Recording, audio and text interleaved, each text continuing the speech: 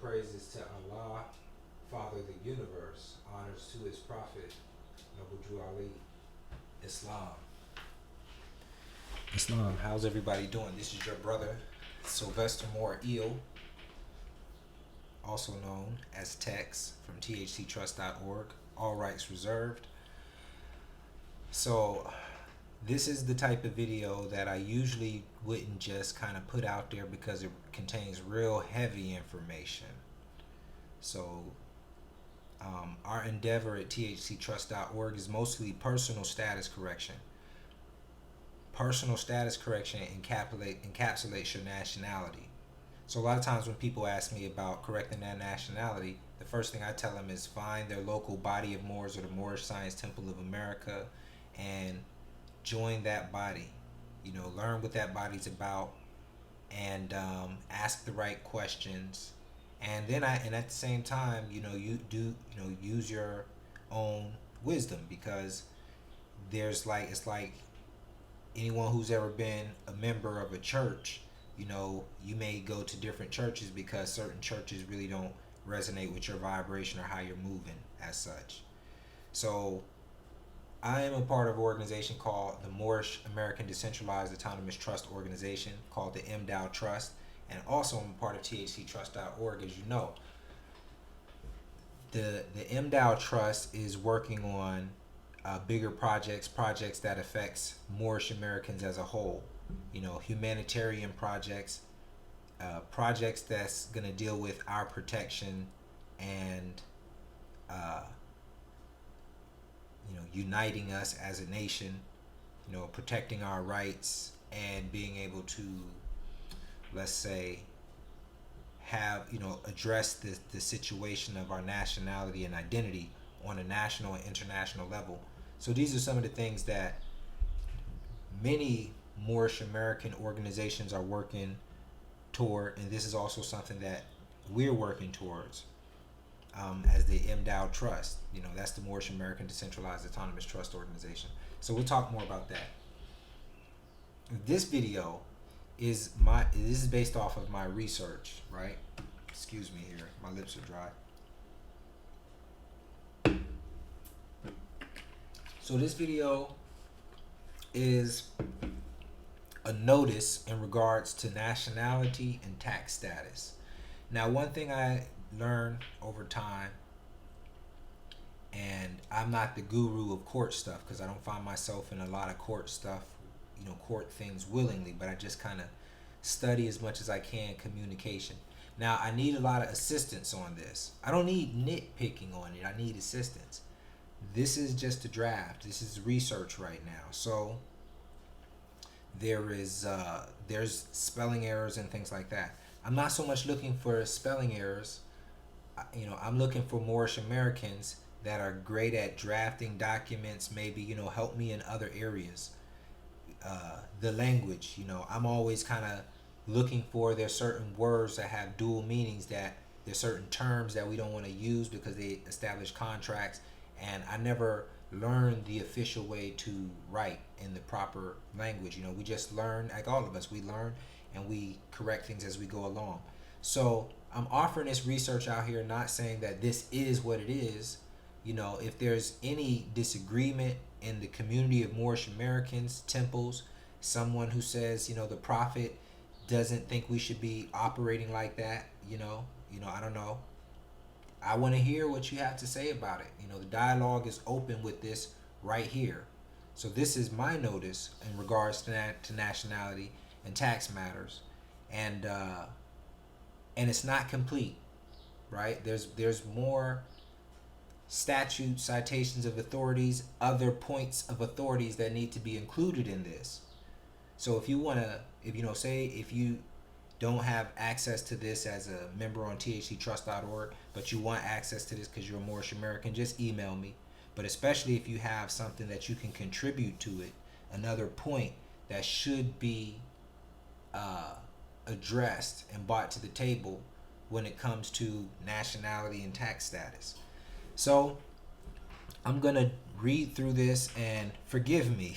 I have to say forgive me up front, because My knowledge is limited. I'm just trying to contribute to the movement where I can, not just trying to hold on to this information, but trying to release it so that others can further build on it. So I use the Moorish and Divine and National movement on this document because this is not officially coming from the Moorish Science Temple of America. It's not officially coming from the uh, Moorish Science Temple Global Ministries unless I get the approval from my grand sheiks. That's what this logo is right here. This is the Moorish Science Temple Global Ministries. So I'm gonna it will be removed from this ultimate document, but this was just where I started drafting it. This is still a draft, but we're gonna get to the points. I want the flag here to the best of my knowledge because when you're dealing with admiralty or equity or any of these other jurisdictions where they're looking at persons or entities and trusts as vessels, or they're trying to deal with you in commerce, this flag lets them know the vessel that you're operating under. And then under the Marrakesh Treaty, the Maritime Treaty, the Treaty of Peace and Friendship, we are on friendly relations. So we're not enemy combatants or belligerents. We're owed duties or obligations or respect. Let's just put it like that. This is why the flag is placed here, and this is more stuff that we have to know. This isn't a matter like I'm telling you if you do these things you're going to be honored. You have to understand why you're doing it, and you have to be able to set the pace in the matter of all things. This notice is so that we can set the pace in the matter of nationality and taxes, because they go together. And this is what I'm trying to show in this notice, that if we're going to be considered for any type of tax status, the nationality has to be brought into consideration. So Moorish Divine and National movement is connecting us into the movement that was brought to us here by our prophet Noble Jew Ali and his effort to repatriate us back to back to the family of nations. So this is a notice. The notice is from Moore Eel Sylvester. It's to William Barr. He's the United States Attorney General. And this actually is actual and constructive notice. Even though this is a video that I'm sharing with other Moorish Americans, for all intents and purposes, this is actual and constructive notice, of the matters discussed and stated forth herein. So because William Barr is the United States Attorney General, and this is not done because really, but you'll see where it's going. James Koskinen is the Commissioner of the Internal Revenue Service, which I believe is a department of the Treasury, which is, the conservator of the United States Treasury, or the Treasury of the United States, or one of these things. We have to further fine tune exactly what that is. Then we have Rob Portman, U.S. Representative. Now, this U.S. Representative, in my particular notice, I looked for the U.S. Representative, one of the Senate representatives in the so-called federal enclave state, or whatever you want to call it, where the birth records are from, or where I was born, or you can put it that way. All rights reserved, and this is for entertainment purposes only. We're not establishing any contracts by the things we say, because I really have to get my verbiage right, and I encourage you all to get your verbiage right. Neither here nor there. So nationality and tax status. So it opens up like this. Now this is a notice. Love, that's supposed to say, okay, love, truth, peace, freedom, and justice to all whom receive these presents. The purpose of this notice is to clarify the reasons why Moorish Americans are not U.S. taxpayers and are exempt from United States taxes as an operation of international, customary, and treaty-based law to which the parties are bound by their covenants.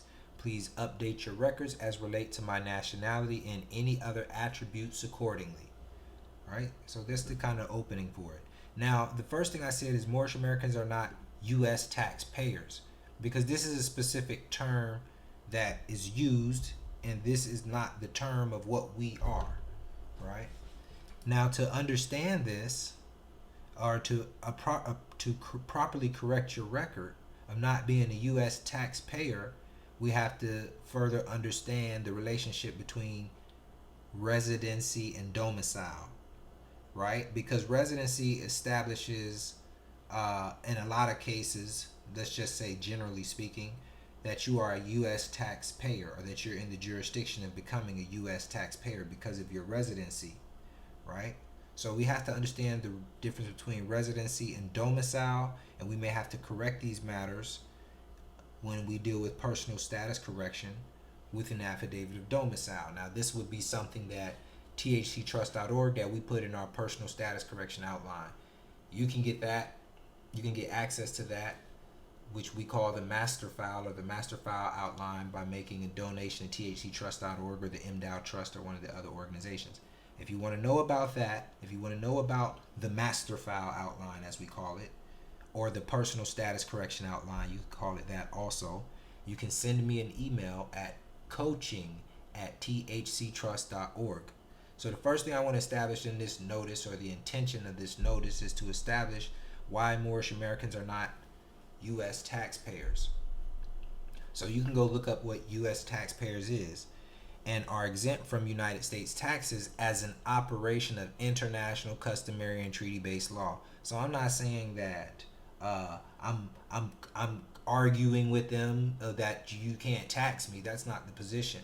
I'm just saying, as an operation of law, when you consider the law that deals with nationality, identity, treaties, rights, and you look at the laws that are in place, so as an operation of law, we are exempt. That is the position that is established in this notice, based on the law which the parties are bound to by their covenants. So we've learned, those who've studied law, that the treaties are the international agreements. They're the highest forms of law, and that the United States and Morocco have a treaty together. Now, what is Morocco? Morocco, you may say, it's a corporate state when you talk about the actual country that they call Morocco in Africa of today. But the treaty between the United States and the Kingdom of Morocco is much more ancient than that. And everything that you see that references the relationship between the United States and Morocco, they always take it back. It doesn't matter how commercial or statutory it is. I've noticed that they always bring the relationship back to the early 1700s and before, where they talk about a long extending relationship with the United States and Morocco. So this is something that we Moorish Americans have to further investigate. Why? Because we are taught in our Moorish science that we are descendants of Moroccans born in America, and that what our forefathers were, we are without doubt or contradiction.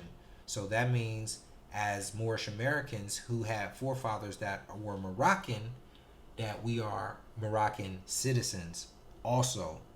Now, whether you call that dual citizenship or not would depend on whether you accept and claim to be a Moroccan national or citizen, based off the law that applies to Moroccan nationals and citizens, and based off of our law, which our law, or our literature, or what the Prophet left us, says we are what our ancestors were without doubt or contradiction, that we are descendants of Moroccans born in America. Now, what does the Moroccan law say about that? Which it also mentions in this document. The Moroccan law says about that, from the Kingdom of Morocco, which is tied to an ancient law, right? Pre the treaty, is basically the child of a Moroccan father is a Moroccan. So, basically it deals with your bloodline and not where you're geographically born on the earth. So the point where was I think there was something that I was going to mention in there. So the United States is doing business in North America, and they've established a treaty, and I'm paraphrasing, with the Kingdom of Morocco, so that they can have recognition, as so they can have recognition amongst the nations as being a sovereign nation themselves, for that goes. So that was the significance or the importance of the treaty. And as a result of whatever diplomatic relations went on with that, the United States had to pay taxes We'll just, because that's the present day term. It probably was called tributes or something else. They had to pay taxes to the Kingdom of Morocco for doing business in North America. Now, here's the key. It is said, and it appears so from my research, you look up the term yourself and look up what the literal meaning of it is, that this is Morocco, and it would have been known by the Morocco, at some point. It might have been known by many different names, but under the Arab African state of people who already were here under some type of political system, or it maybe not under some type of political system, but under but either way, the people were still here. The people with the bloodline were still here, and some type of agreements were made. Whether the people were being considered when the agreements are made or not, the fact is that treaties and covenants and conventions always apply to people, even though they're made by body politics and corporate governments and things. They always apply to people. So the point that I'm saying is, there is, the United States has a treaty, and that treaty has all types of other agreements and things that are attached under it that lays out the diplomatic relations between Moroccans and citizens of the United States of America. And the treaty is applicable in both jurisdictions. And the jurisdiction that you're in seems to be primarily a matter of your residence, because this is the contract that keeps both of us, not keeps both of us, but most of us in a U.S. taxpayer status, or some type of status other than what we should be. Now, I'm not really even saying that we should all be worried about or getting into any type of tax status relationship with the IRS if you don't already have that type of relationship, or if you're trying to undo a relationship. I'm just sharing information. So, point I was making is this. They have something called a non-resident alien. Look it up. Google the form for it. Apply what it is you know about the estate, your status, and see how you may fill that out. Right? Because a non-resident alien deals with the residency situation. You may need to rebut the presumption that you are a resident, because that puts you under the United States jurisdiction.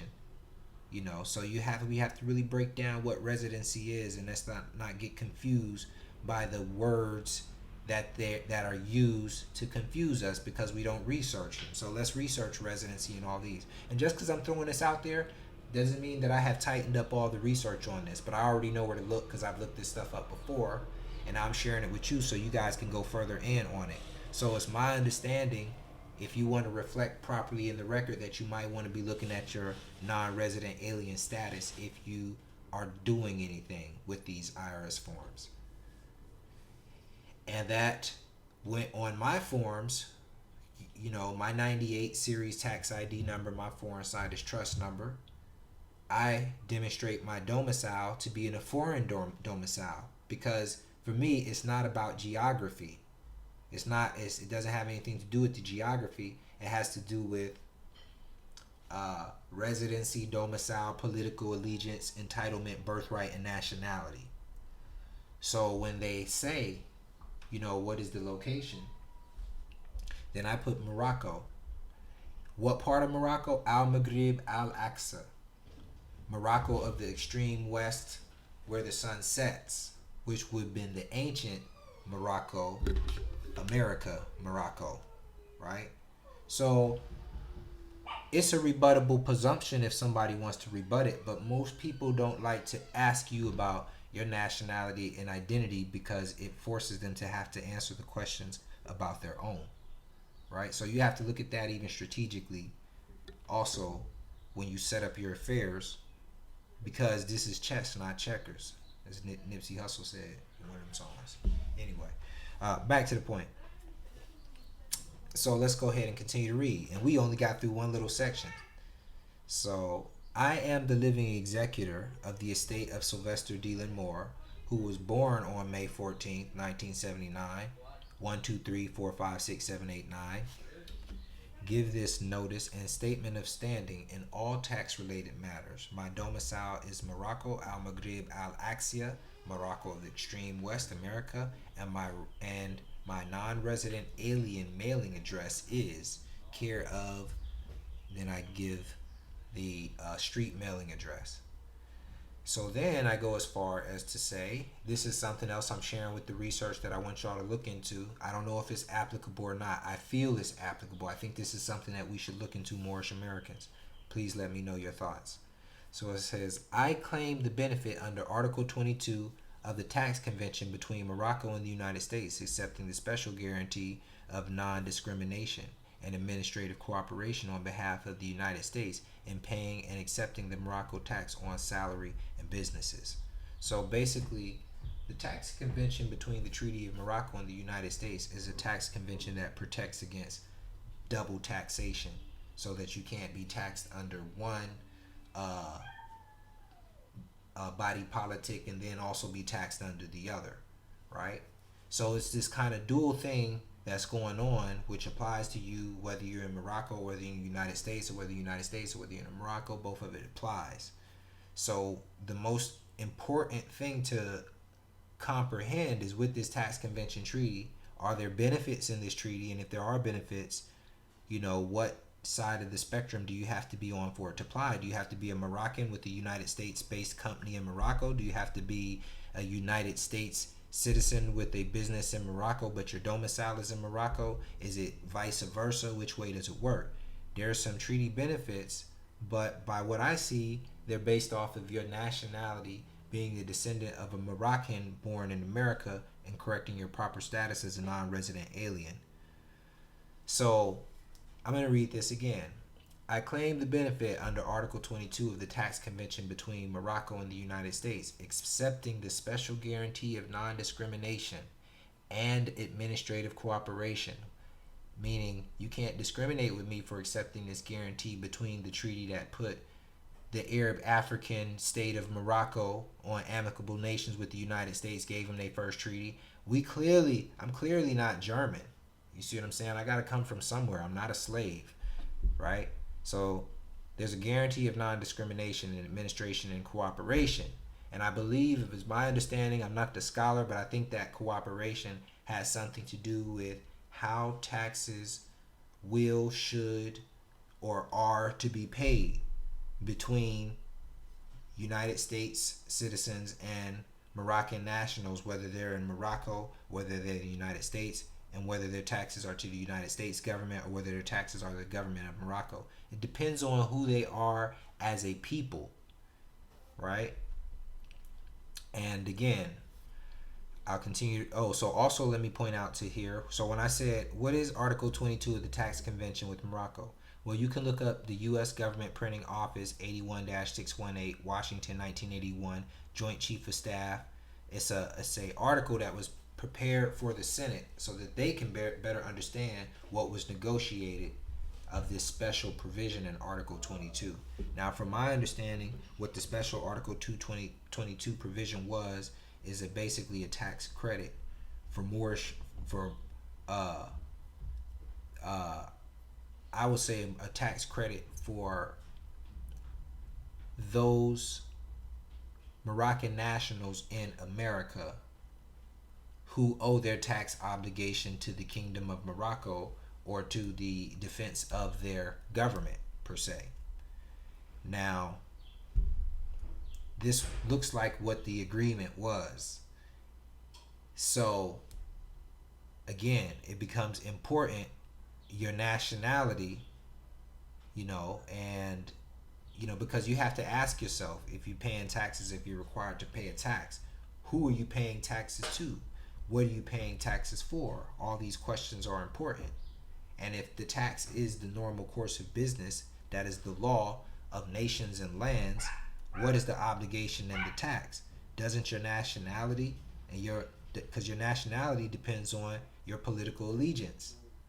And even if you have a separate political allegiance, if you're on amicable relations with the territory that you live in, then everything is to be respected.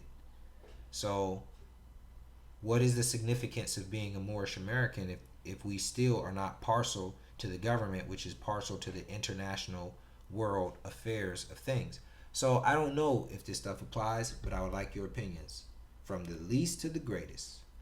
So Moorish Americans are descendants of Moroccans born in America.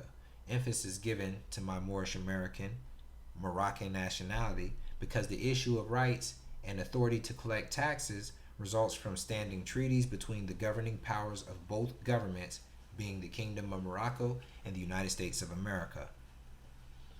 Moroccan nationality is a birthright that extends to a child of a Moroccan forefather. The United States law recognizes that nationality may be lost by naturalization in the United States. However, this policy does not supersede my rights herein acknowledged and asserted to be a Moroccan national. So I'm saying that this is my right as a descendant of a Moroccan born in America, entitled to those benefits of whatever they may be as a beneficial heir, right? Now I'm saying a child of a Moroccan forefather because when I very first started looking this up, I seen that the ancient law, from everything I can find, because I can't read Arabic, so I'm reading secondhand, but I've read different posts and boards where people talked about this stuff. So the ancient law was the child of the Moroccan father is always entitled to Moroccan nationality. Now I think the more recent law has been passed that it's the Moroccan father and the Moroccan mother. So the Mudawana, I think that's how you say it. The Moroccan nationality law, Mudawana, says that the child of a Moroccan father or a child born of a Moroccan mother is a Moroccan citizen. And that was the subject of a Moroccan Dahir, September 6, 1958.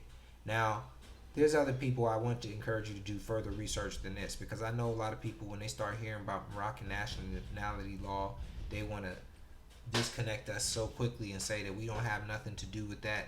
I just say, remember, Morocco was an African Arab state. It was the very first one, and they had the first treaty with the United States, and we are not European people. You understand? So again, what Prophet Noble Jew Ali came was what he did, and the reason why he is a prophet is because he came with the foresight to restore something that was lost. To be a part of the world, you have to have a nationality and a political tie-in, a vested, this is just the way the world affairs work. Just like you can argue about gold and silver, but the way the world works is off of paper, bonds, bills, and all these other things.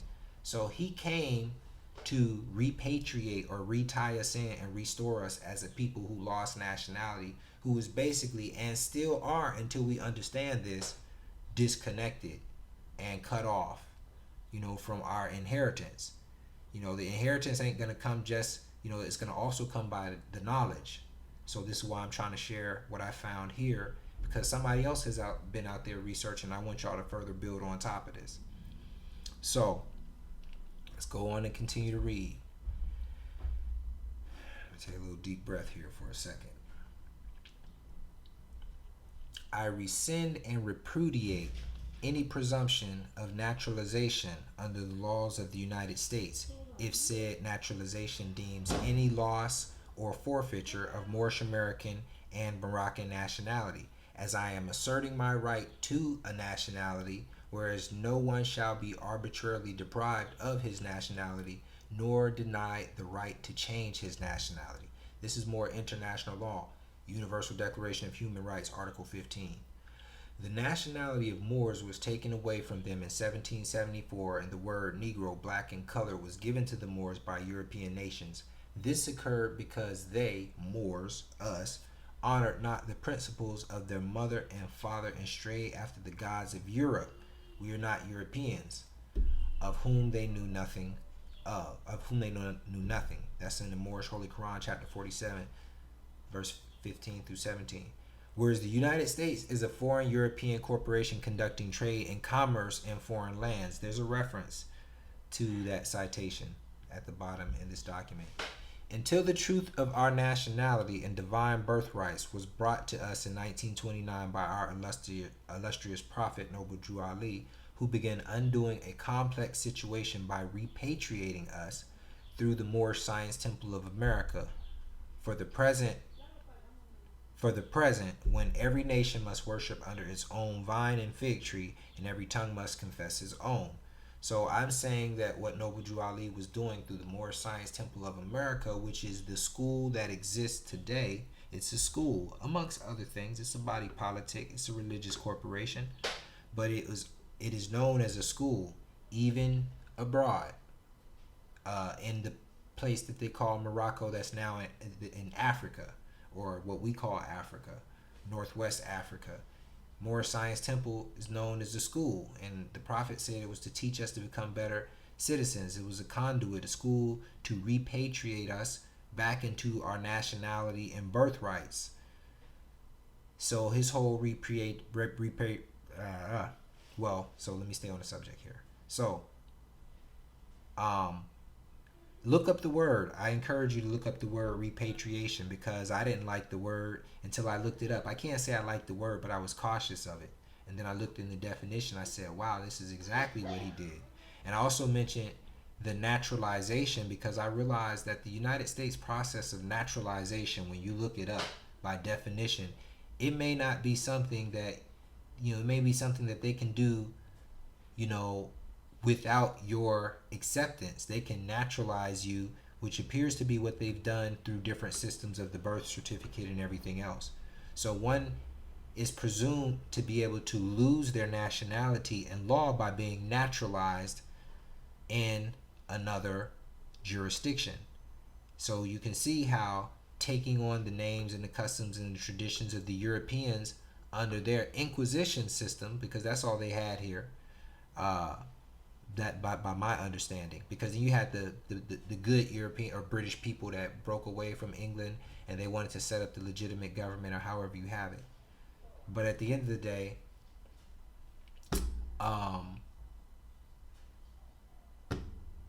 let's see.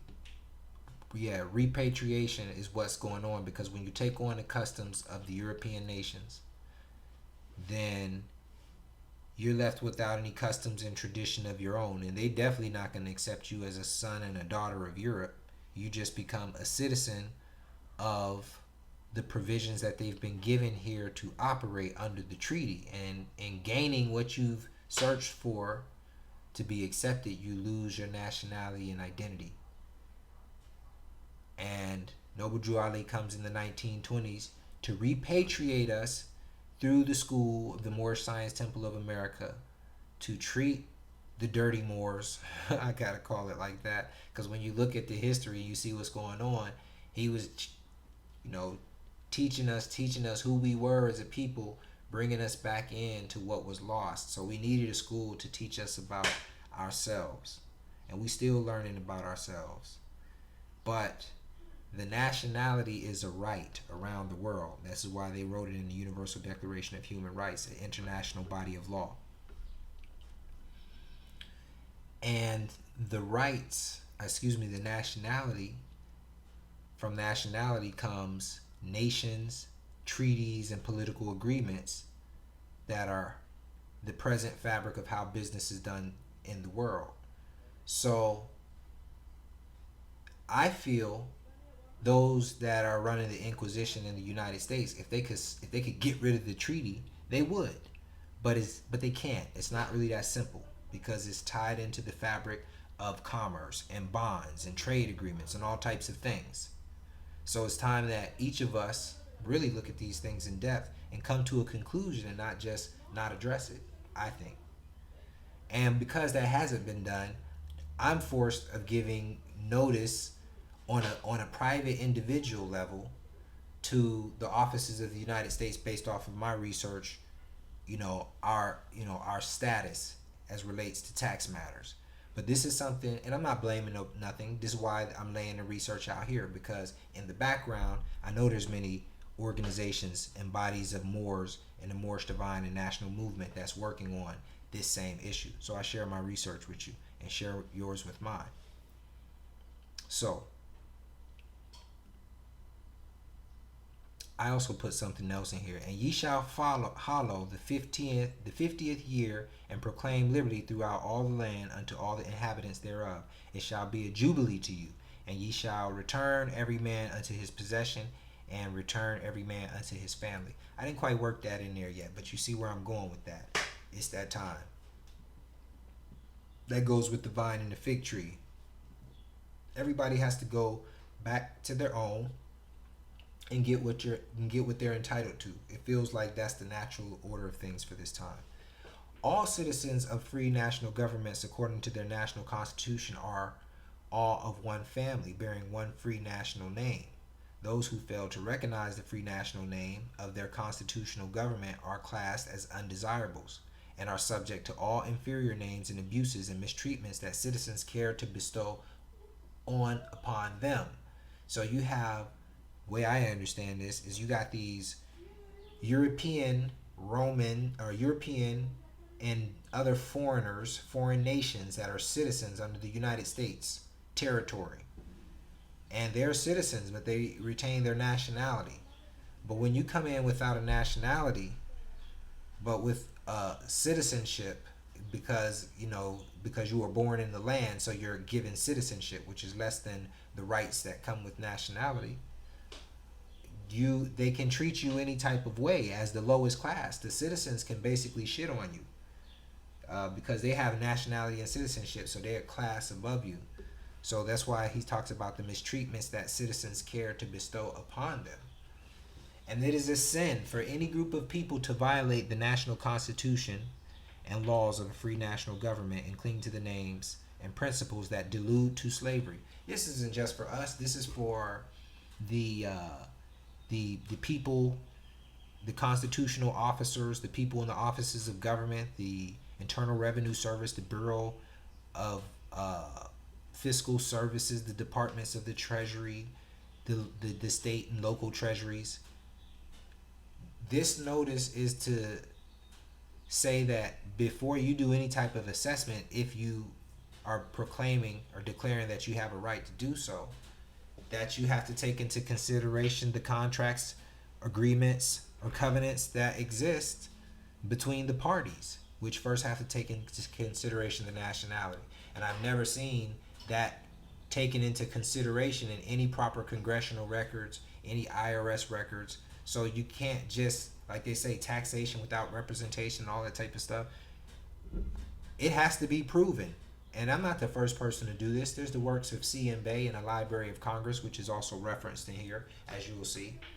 So I say, why would any Moorish Americans still be receiving any type of letter or any of that type of stuff or assessment, when there has been no work or no recognition or no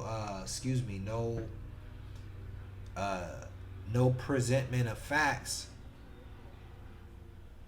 no evidence presented on the behalf of anyone who's claiming an obligation of a Moorish American to pay a tax. So the United States is required to pay taxes for doing business in North America, and the Internal Revenue Service has not received the authority, neither by assignment or enacting of a federal statute, granting to the Department of the Treasury or any agency of the United States the authority to enforce personal or business income tax against Moorish Americans who domicile here in North America. Again, there it is in domicile. We have to look at the affidavit of domicile as opposed to residency. And how can we claim domicile in Al-Maghrib and the Al-Maghrib Al-Aqsa, Morocco, as opposed to the United States of America or the United States of North America, right? So it used to be, so how can you say that we can't call it Al-Maghrib Al-Aqsa, Morocco of the extreme west, when that was once what it was called? And even when I was a child, as a young man, they used to call it the United States of North America. And now they just call it the United States of America because they keep changing different jurisdictions, changing different contracts and agreements. So we have to be conscious and aware of these things. But again, I also made a lot of emphasis on domicile and residency because there's certain provisions that create an entitlement or a benefit in the form of a tax return or a tax credit for Moorish Americans if your personal status is corrected the right way, and if it is true that we are Moroccans by the way of being descendants of Moroccans born in America, if the nationality applies to us, then the repatriation movement of Noble Drew Ali is the actual repatriations for us, because the benefits are already in there. We just have to know how to work them. Nobody's going to give them to us. We have to go get it. We got to go put in a claim and just grab it. But I can't do it by myself, so I need some help. But I can sure outline it because the research is right here. So, and I said that the United States is required to pay tax for doing business in North America because this is what the George Washington letters was about. And the Internal Revenue Service has not received authority neither by assignment or enacting federal statute granting the Department of Treasury or any agency of the United States the authority to enforce personal or business income tax against Moorish Americans who domicile here in North America, where provisions are not made to address foreign relations and intercourse in a consular court as is prescribed by law. I didn't say that right. Where provisions are not made to address foreign relations and intercourse, a consular court is required as prescribed by law. That's what that should say.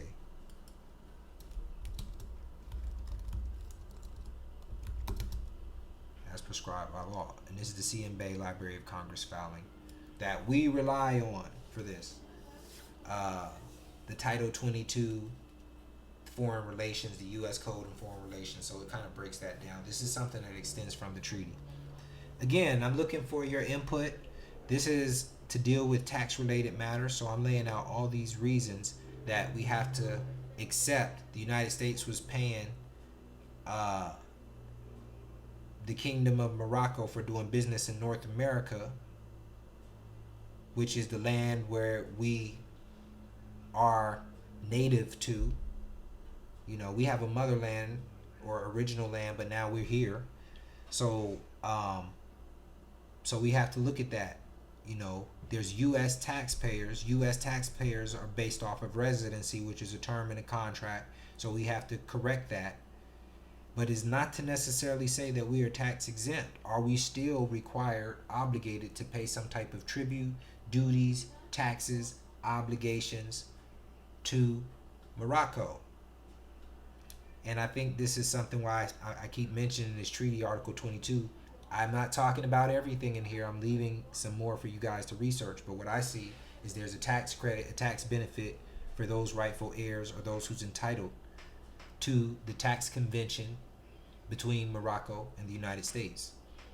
The Moorish American Decentralized Autonomous Trust Organization is a trust vessel of a Moorish Science Temple Global Ministries, an unincorporated subordinate body of the Moorish Science Temple of America, recorded in document number 18010222051 in Cook County, Illinois.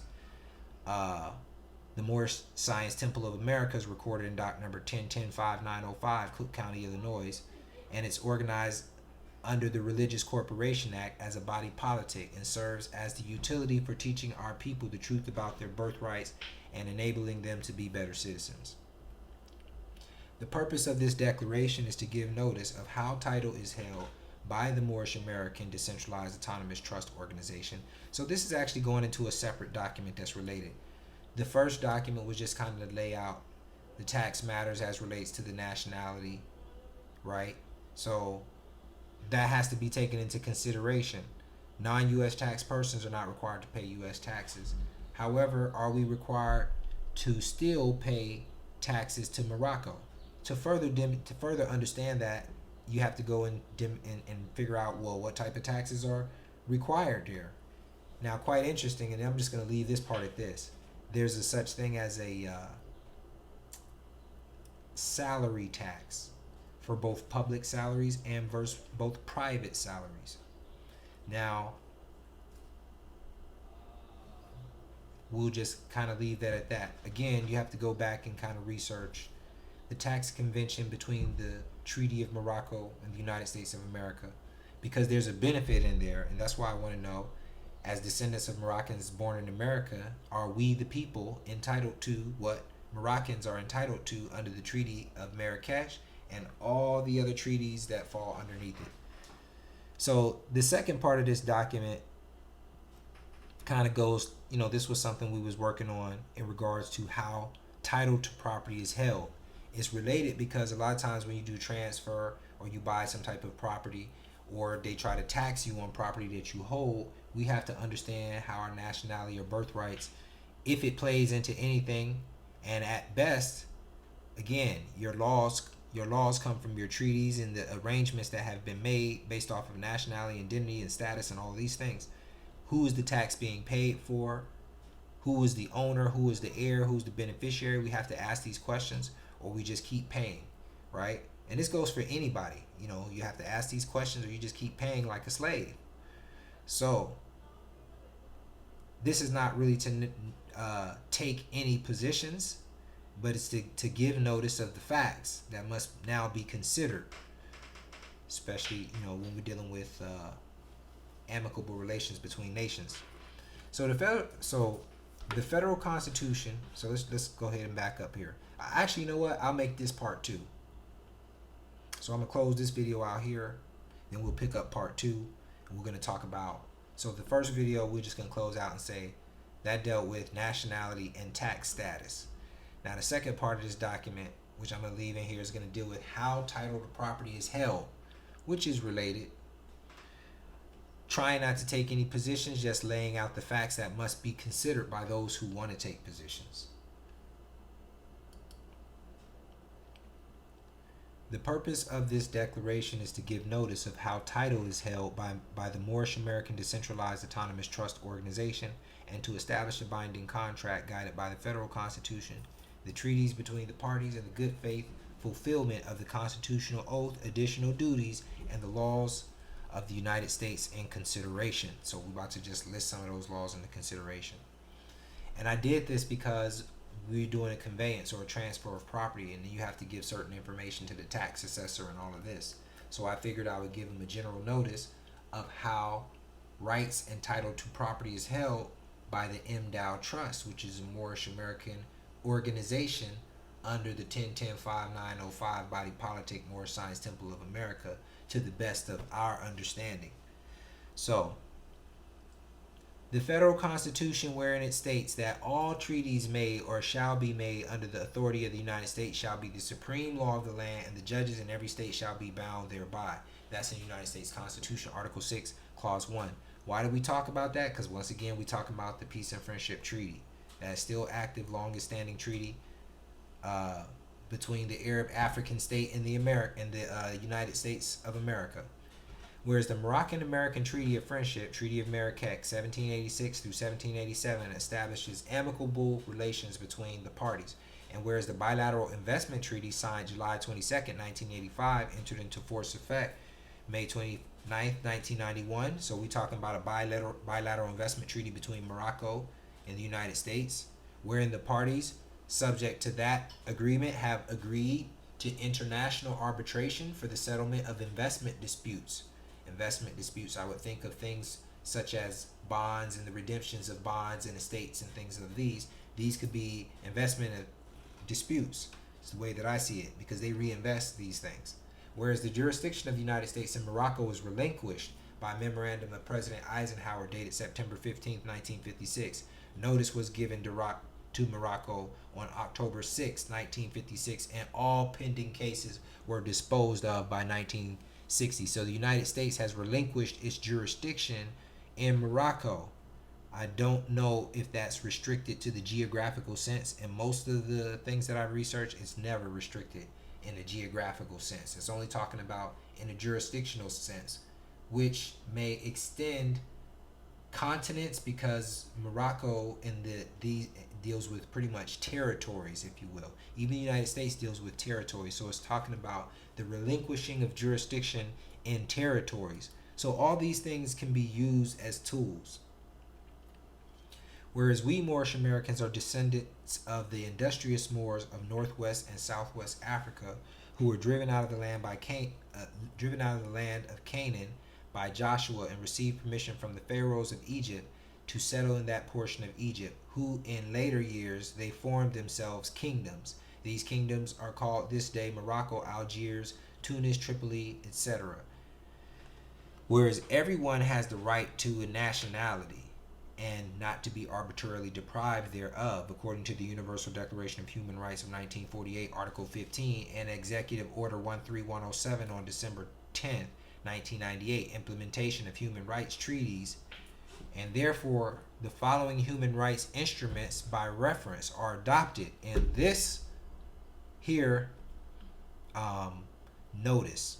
The UN Resolution 61-295, September 13, 2007, the United Nations Declaration on the Rights of Indigenous People, and all of the declarations made in that document. And the United Nations Resolution 1514, the Declaration on the Granting of Independence to Colonial Countries and Peoples, wherein it was affirmed that all armed action or repressive measures of all kinds directed against dependent peoples shall cease in order to enable them to exercise peacefully and freely their right to complete independence, and the integrity of their national territory shall be respected, and the immediate steps shall be taken in trust and non-self-governing territories or all other territories which have not yet attained independence, to transfer all powers to the peoples of those territories without conditions or reservations, in accordance with their freely expressed will and desire.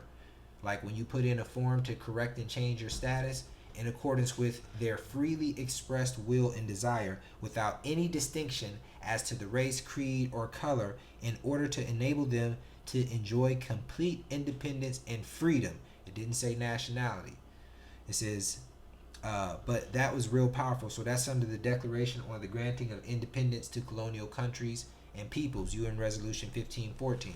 It said, all armed action or repressive measures of all kinds directed against dependent peoples shall cease in order to enable them to exercise peacefully and freely their right to complete independence, and the integrity of their national territory shall be respected.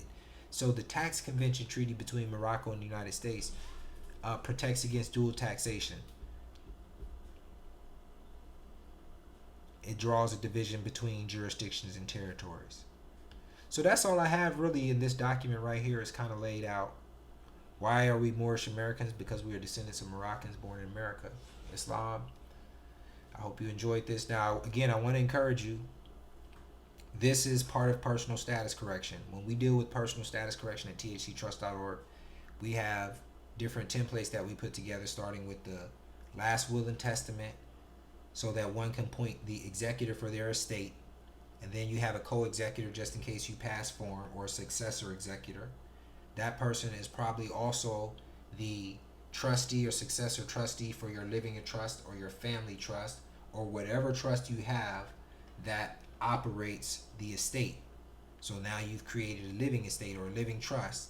That trust is usually operated in the foreign territory.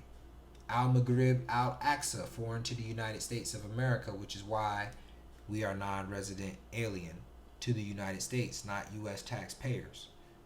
So that's your trust vessel that's set up, which also happens to be the secured party on your UCC-1 financing statement. And